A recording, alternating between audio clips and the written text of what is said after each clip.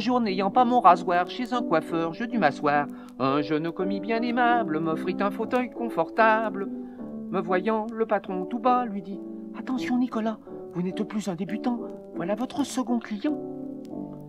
Tâchez un peu de vous rattraper, faites attention, je vous surveille. Tâchez de ne pas encore couper une oreille. » J'avais pâli légèrement, voyant déjà, c'était charmant. Un petit bout de ma binette valsait gaiement dans la cuvette. Maintenant l'apprenti Merlan me regardait l'air pantelant. Son affreux rasoir en avant, il semblait dire en m'observant: « Les jours ne seraient rien à contourner, d'ici à là je passe et je te repasse. Seulement voilà, y a ce bon Dieu de nez qui dépasse. » Quand il m'eut blanchi le menton de la mousse de son savon, il cogne à l'arrière-boutique, tout pâle, tout énigmatique. Il revint au bout d'un moment, dissimulant des pansements, un flacon d'iode et du coton, un charmant pour les précautions. Des rien pareil, ça vous rassure, instinctivement, alors m'inquiète. Je cherchais un peu le panier de sucre pour ma tête. Le pourvoi était rejeté, le rasoir fut alors porté d'une main vraiment pas très sûre sur la pâleur de ma figure. Il tenait ça comme un bâton, comme un cierge ou un mirliton. Mon Dieu, qui lui avait appris à raser à cette ahurie. Il procédait par moulinet et zou pour la moustache, un peu comme s'il fauchait les prés pour les vaches. Chaque coup qui me rabotait, je croyais bien que ça y était, et j'avoue ma peur fut complète quand il me renversa la tête. Il allait frotter son outil contre ma gorge, sapristi. C'est alors que l'air engageant, il eut ces mots encourageants.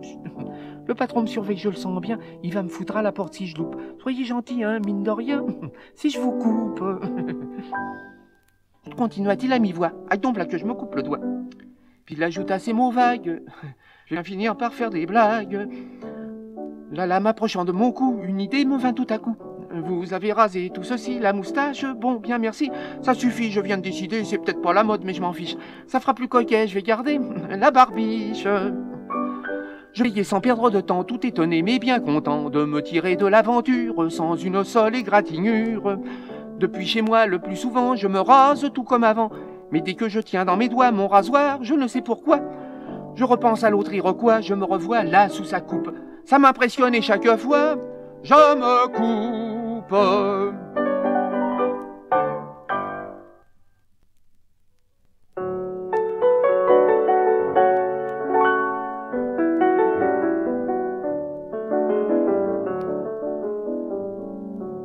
Regarde bien cette maison, grisâtre comme une prison. Elle est laide, tu as raison, mais c'est celle de mon enfance. J'étais jeune, blond, frais. Ma foi, elle a bien moins changé que moi. Devant le temps, je m'aperçois qu'elle a montré plus d'endurance. Cette cour me vit tout petit, avec un gros nœud rose ici, des cheveux blonds en boucles rondes. Las, je n'ai plus mes boucles blondes, ni mon ruban dans les cheveux. Maintenant, ça vaut peut-être mieux. Sous l'escalier près du compteur, là souvent je jouais au docteur avec la fille du percepteur. Je bien sûr, sans idée maligne, jeu innocent qui consistait à le sculpter. Je lui tâtais les mollets, puis lui tapotais gravement le dos, la poitrine. Vers mes 20 ans dans un salon, je l'ai revu, des cheveux blonds, un charme fou, des yeux immenses, la saluant plein de déférence. Je pensais du fond de mon cœur, j'aurais bien encore au docteur. Au-dessus de chez nous, tu vois, habitait le petit Dubois. Il allait en classe avec moi, c'était l'élève phénomène. Il raflait tous les prix Henri, celui de latin, grec compris, ne laissant pour moi que le prix d'encouragement et d'hygiène. Fin juillet pour lui, quel succès! Prix d'histoire, prix de français, de dessin, de mathématiques. Tous les prix, c'était fantastique. Depuis j'ai revu ce héros, il est poinçonneur au métro. Ce vieux couloir m'a vu passer, écolier, l'air tout tracassé. Papa, qu'est-ce qu'il allait me casser? Je rapportais mes notes de problème. J'étais 30e sur 43, cherchant des excuses de choix. Je me disais, ben je suis quoi le premier des 13 derniers quand même. Puis leur problème que c'est ballot, un robinet débite de l'eau, un autre en bas vide le liquide. Dans combien de temps la cuve sera vide? Dans combien de temps? Vite, moi fais pas. Fallait pas ouvrir celui d'en bas. Mais tout cela n'émeut que moi, toi tu ne vis pas mon émoi, c'est ma jeunesse et je te vois très bien plus tard en cette place, mener nos fils en leur disant votre père est né ici en, tu te tromperas de 5 ans et feras voir la maison d'en face. Tout au moins dit comprends ceci, Je suis chez moi partout ici, tout m'émeut de façon confuse. Jusqu'au petit endroit, tu m'excuses, avec sa porte de bois brun. Oh pardon monsieur, il y a quelqu'un. Allons, nous en prenons congé, tiens, le vieux seau n'a pas changé. À droite, il est toujours rangé sur le rebord de la fontaine qui m'entendit à 12 ans dire « Embrasse-moi dit, Vermaine, t'auras de mon sucre candi, et puis de mon chocolat, Vermaine. » J'étais jeune alors, il est vrai, qu'à présent, chérie, toi je t'ai. Ce sont emplettes sur emplettes, bijoux, fourrures et toilettes, pour attacher ton cœur léger. Tu vois, le seau n'a pas changé.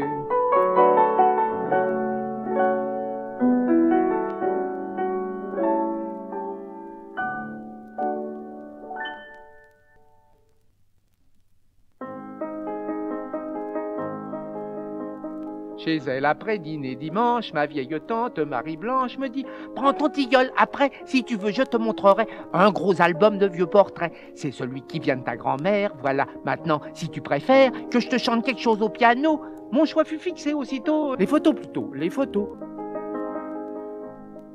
Tante alors m'apporte le livre dont j'ouvre le fermoir en cuivre et je me plais à regarder ces portraits au châle brodé, au lourd bandeau noir démodé. Quel est ce bébé sur son derrière? Tante m'explique que ça c'est Pierre, il est mort. Oh le pauvre petit enfant, pauvre mignon, il est mort comment? Et il est mort à 75 ans. Tante là qui est, se regarde, ce bel officier de la garde, près de toi. Ah ça c'est Armand, l'ami de ton oncle, justement un garçon, oui vraiment charmant. Il me tenait souvent compagnie quand l'oncle, c'était sa manie, partait à la pêche. Ah oui da, et je sens tout à coup cela, mon oncle aurait dû rester là. Tante me dit, ça c'est Nicaise qui épousa en 76 une demoiselle Sarrazin dont le grand-père était cousin du gendre de tante Balazin. Puis suivent des photos passées, jaunies, mon attention lassée, cherche encore à dire quelques mots. Oh le beau cuirassier, espèce de sot, c'est moi avec mes cheveux dans le dos. Moi me voici à 6 semaines, je n'ai qu'une brassière en laine. Elle est relevée de façon à montrer mon petit soupçon de départ pour être un garçon. C'est gênant ces photos qu'on garde quand une dame les regarde, c'est même assez vexant. Songez, si la dame dit au jugé, vous n'avez pas beaucoup changé. Et voici la dernière page, je comprends les vieux davantage. On oublie trop qu'ils ont été bien avant nous, fraîcheur, santé, élégance, amour, volupté. Bientôt mes portraits de jeunesse feront dire « Et celui-là qui est-ce? Mais c'est l'oncle, il avait des cheveux. Quel oncle, ce petit gommeux, l'ancien chansonnier, ah le gâteux !» Portrait d'hommes et portrait de femmes, un album, c'est tout un programme, donnant la photo des acteurs qui ont joué ou joueront par cœur cette comédie sans auteur. La comédie de la famille, comédie gaie, triste ou gentille, c'est le programme du mélo, réglé, commandé de là-haut par le destin, l'impresario.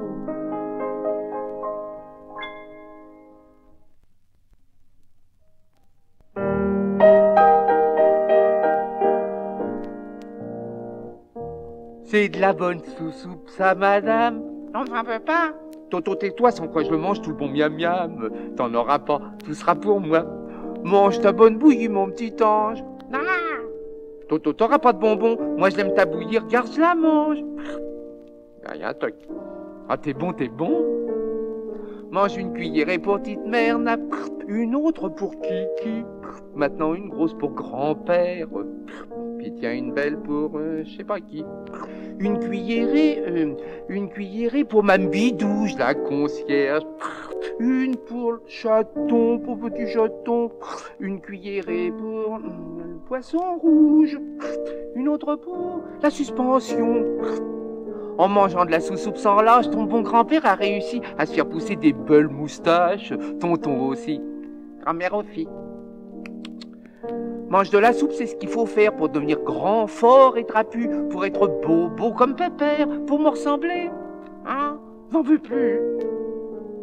Toto, si tu ne veux plus de ta soupe, j'appelle Croque-Mitaine qui viendra, on verra bien si tu y coupes, et le loup-garou t'emportera. Tiens, j'entends un pas, mauvais gosse, derrière la porte, c'est cette fois la méchante vieille fée Carabosse. Tiens, bonjour belle maman. Tu vois? La voilà finie ta fécule, va jouer au revoir, petit garnement. Au fond, quelle que soit la pilule, elle passe avec des boniments.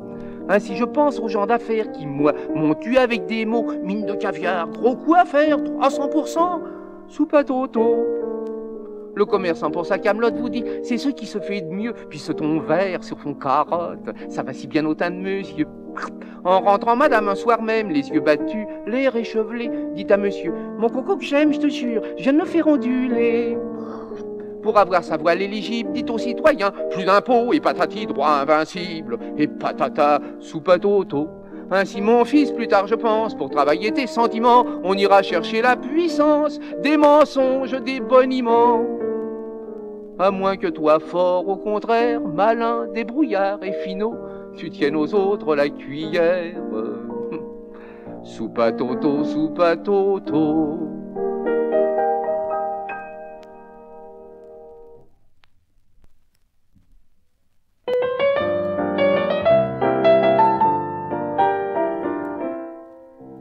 M'as-tu écrit, c'est décevant, mon cœur bat fort en arrivant. La concierge attelle pour moi ta lettre, ton papier bleu roi. Tout ému, je frappe au carreau, elle ouvre un de ses soupiraux. Bonheur du ciel, oh je l'ai vu, concierge aimé, qu'as-tu en main, tes bigoudis qu'ils te vont bien. Tu me tends la lettre attendue, joie dans l'escalier, je bondis, je suis loquace, je m'arrête. Bonjour madame, oh la risette, bonjour bébé, guidi guidi. Con, que me répond dans ses langes le gros poupon. Et la maman, pour être affable, devant ses con aimables, que m'adresse son blondinet, me dit voyez, il vous reconnaît. Prenant congé, toujours content, je scrute ta lettre en montant. Trébution directe, quoi? Ce percepteur, zut, c'est pas de toi. Ma déception ne dure pas, ouvrant ma porte au premier pas. Sur mon tapis, je vois de suite ta lettre glisser là devant, montée par le courrier d'avant. Je vais la dévorer vite. Le percepteur, après, si je retardais ma lecture, je serais un salaud sans allure. L'amour avant les intérêts. Amende ou avertissement, peuvent-ils compter un moment devant ta lettre, ma chérie? Bon, c'est peut-être une saisie ou peut-être contrainte par corps. Même je vais voir ce qu'il me veut d'abord.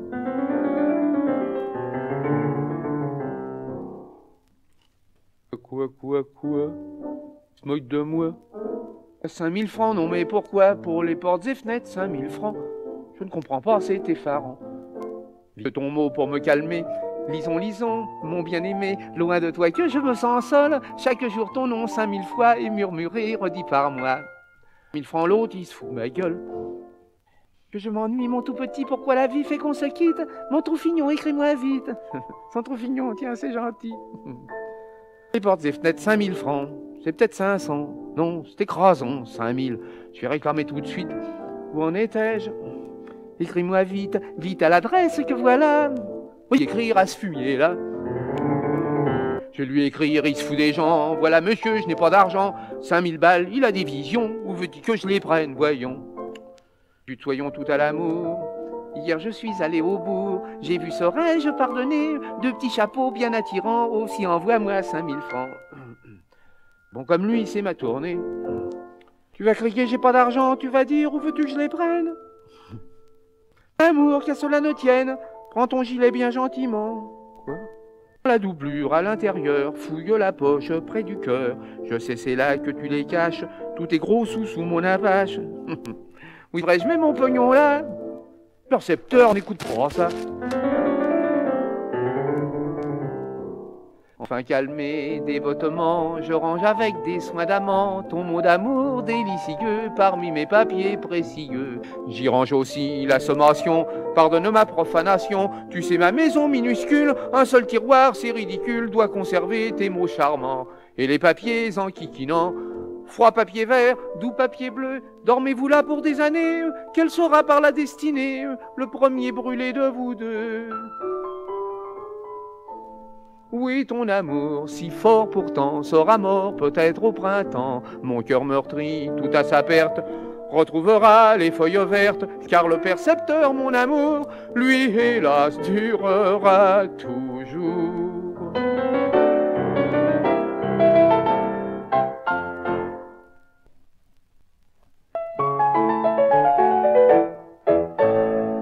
Je traîne comme un crétin jusqu'à 3 heures du matin. Pour ma femme très coléreuse, je dois trouver l'excuse heureuse. Je vais chercher des trucs inouïs. Tu sais, Langlade, ce pauvre Langlade, est mort cette nuit. Je l'ai veillé, ce pauvre copain, quitte à ce que le lendemain, ma femme rencontre Langlade. Tu parles alors d'une engueulade. Oh mon Dieu. 4 heures du matin, je suis bon. Je vais me faire enlever le ballon. Non, la fenêtre est sans lumière, ma femme dort, c'est une affaire. Je monte alors sans ralentir, je vais rentrer dans le noir, me dévêtir, me couler dans le lit sans faire de bruit, je t'enquiquine mamie, you, bonne nuit. Devant la porte à merveille, j'ai pas mes clés, faut que je la réveille. Oh, si j'ai mes clés, c'est étonnant, la porte alors grince en tournant. Chut. Si Dieu veut bien que la porte se taise, ça ne rate pas, je me flanque dans une chaise. Vous permettez, je ne suis pas sourd, non je suis myope, mais je repère bien tout. Ici le canapé Pompadour, à gauche là le bonheur du jour. Oh je ne nage pas, tiens, une bassine, zut qu'est-ce que je fous dans la cuisine. Terreur, je reste figé, elle a le sommeil si léger. Dans le noir, ce qu'on est godiche, qu'est-ce que c'est que ça? Oui, la potiche. Ah, j'entends sa respiration. La porte est ouverte, attention. C'est alors que tout près du lit, mon pied se prend dans le tapis. Je pars en avant sans mesure et je mets la main sur sa figure. Cette fois-ci, me croirez-vous, ma femme est réveillée du coup. Quelle heure est-il qu'elle demande d'une voix qui sent la réprimande? Je réponds d'un air pas très gaillard. Il est 1 heure, 1h15. Elle grogne, ça m'étonne bien. Là-dessus, le coup du destin, réglé de façon supérieure, la vache de pendule sonne 5 heures. 5 heures, crie ma femme en sautant, tu m'as dit 1 heure à l'instant. Je t'en expliquais, chérie, ça te semble, le temps passe vite dès qu'on est ensemble. D'où viens-tu? D'où viens-tu? Ah, c'est le père Bouvard qui m'a retenu, il est bavard. Ah, vraiment? Bien lis le courrier, Bouvard est mort lundi dernier. Oh, que je fais en pleine marmelade, ce soir il était pas malade. Enfin je me couche, j'éteins, dans le noir je pense au destin. Je ne l'aurais jamais épousé si un jour je ne l'avais croisé. Qu'est-ce que je fichais sur son trottoir? Sur l'autre je passais sans la voir. Et elle, sans inimitié, qu'est-ce qu'elle fichait dans mon quartier? La veille j'aurais dû me casser une patte ou une aile, c'est-à-dire moi... ou plutôt elle.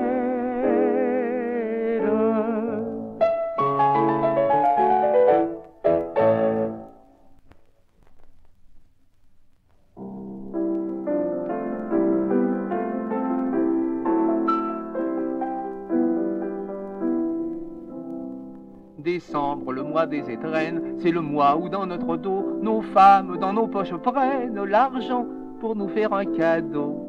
Souvent, alors, moi, je constate, quoi, j'avais 5000 francs de côté. Ça fait 15 000 francs qu'elle me gratte en 10 jours. Je vais être gâté.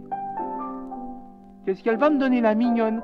Puis arrive le réveillon. En m'embrassant, elle me donne, faut voir ma tête, un petit crayon.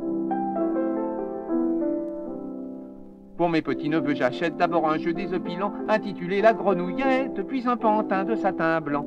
Ma femme, la mine engageante, me dit sortant des magasins, la poupée vraiment est charmante, je la mettrai bien sur mes coussins. Si tu veux, mais faut qu'on achète d'autres jouets, si c'est ça ma foi, parce que le jeu de la grenouillette, j'ai envie de le garder pour moi. J'ai entendu un nouveau riche dire au vendeur avec aplomb, donnez-moi donc le prix, je m'en fiche, une très belle boîte de soldats de plomb. C'est ça bon, la bataille d'Arcole, mais mettez-moi le double de soldats, le petit pont, très bien qu'on m'en colle, plusieurs et puis beaucoup de dada. Faites voir la boîte avant que je parte. Remettez des généraux. Pourquoi n'avez-vous mis qu'un Bonaparte? Allez, mettez-moi en 2 ou 3. Ce n'est pas toujours bien commode d'acheter les cadeaux qu'on fait. Évitons les jouets à la mode qu'on choisit pour faire un effet. L'an dernier, pour un jouet semblable que j'apportais chez les Dubois, le père dit « Oh, admirable! Oh, très drôle! C'est le premier que je vois !» Original, cria la mère. Comment ça marche? Quel joli jeu! Mais le gosse dit plus sincère. Ah ben, crotte, j'en ai déjà 2. À tante Rose, ma tante, j'ai porté un cadeau pompeux. J'avoue qu'elle est très riche et je la soigne un petit peu. Bonne année, bonne santé, tante Rose. Ah mignon, tu me gâtes, merci. Pour la peine, je vais te donner quelque chose pour tes étrennes. Nous y voici. Je t'ai copié une petite prière pour qu'elle te protège à elle seule des maux du diable et du tonnerre. Merci ma tante. Tu te fous de ma gueule? Je donne au facteur ses étrennes pour le courrier qu'il m'a perdu. Je donne au concierge les siennes pour tout le courrier qu'il m'a lu. J'ai des largesses dispendieuses pour ma femme qui 12 mois fut largement enquiquineuse. J'envoie pour me montrer courtois un tas de cartes de visite. Les gens n'en feront aucun cas, mais du pouce ils tâteront vite pour voir si c'est gravé ou pas. Et pourtant mon enfance heureuse revit en ces soirs scintillants. Noël, sa haute merveilleuse, les anges dans des flocons blancs. Depuis je perçais le mystère, le vrai m'a paru plus charmant. Oui, le bon saint c'était mon père, le bel ange c'était maman. Image dans mon cœur gravée, sans vouloir me montrer bélant, vous me consolez des corvées quand reviennent les jours de l'an.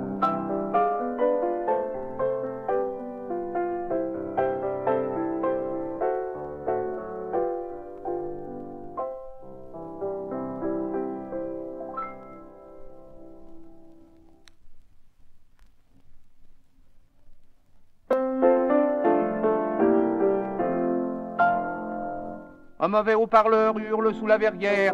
Il y a les voyageurs, voyants, travailler, panière, la radar, polaire, saint-bière, on va dire s'il vous plaît. Comment qu'est-ce qu'il a dit?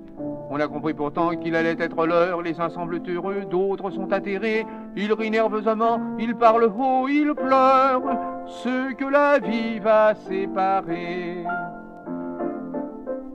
Une famille part, la mère s'affole s'affaire. Paul, c'est son mari Paul. Où est Toto? Toto sous la banquette joie, je traîne mon derrière. Et Jeanne, j'en ai déjà dans le filet tout là-haut.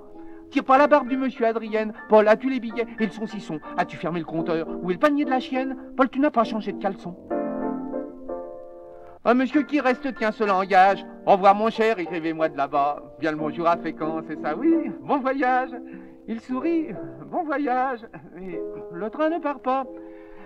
Qu'est-ce que je veux dire? Oui, ben faudra m'écrire. Voilà mon cher, bien le bonjour à Fécamp. Voilà, oui, bon voyage. Mais son œil semble dire, bon Dieu de train va-t-il foutre son camp? Un mari qui s'en va dit à sa femme, vite, je n'ai pas le temps, va me prendre quelques journaux. Mais il n'a pas osé lui donner son programme. Le froufrou s'exapile et Paris sans rideau. Madame pleine de sollicitude leur a gâté, je t'ai pris 2 bouquins. Merci ma petite chérie. La bataille de Dixmude et la vie de Saint-Thomas-d'Aquin. Un voyageur s'écrie, au revoir Étienne, je m'excuse d'avoir encombré ta maison. J'étais venu pour 2 jours et je suis resté 3 semaines. J'exagère. Où penses-tu? Où est donc mon wagon? Tu vois que je manque le départ et que je reste. Ta femme qui me verrait revenir m'installer. Mais mon cher, le plaisir serait pour nous, je proteste. Monte vite, ça vient de siffler. Devant les premières, une jolie petite poule blonde a un vieux beau qui part, fait ses adieux. Elle l'embrasse et lui dit dans une douleur profonde, au revoir mon grand Mimi, au revoir mon oiseau bleu. À mesure que le train s'éloignera tout à l'heure, elle fera encore des au revoir à haute voix. Au revoir m'amour, au revoir. Et puis plus intérieur, au revoir vieille nouille, au revoir vieille noix. C'est l'heure, un employé vient fermer les portières, le haut-parleur mugit. Attention s'il vous plaît. Un coup de sifflet, le train part, accélère, des mouchoirs agités, des au revoir, c'en est fait. Lumière qui s'enfuit, cri de locomotive, ils sentent obscurément le cœur gai ou serré, qu'il vient de se passer des choses décisives, ce que la vie a séparé.